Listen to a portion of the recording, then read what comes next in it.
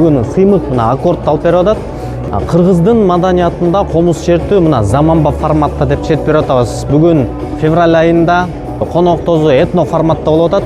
Биз болсо кыргыздын комуз деген аспабын алып келип, заманбап форматта жакшы аппаратурага кошуп туруп, анан мировой чыгармаларды чертип берип атабыз. Өзгөчө жерде жолукканга чейин баарыңарга ассаламу алейкум.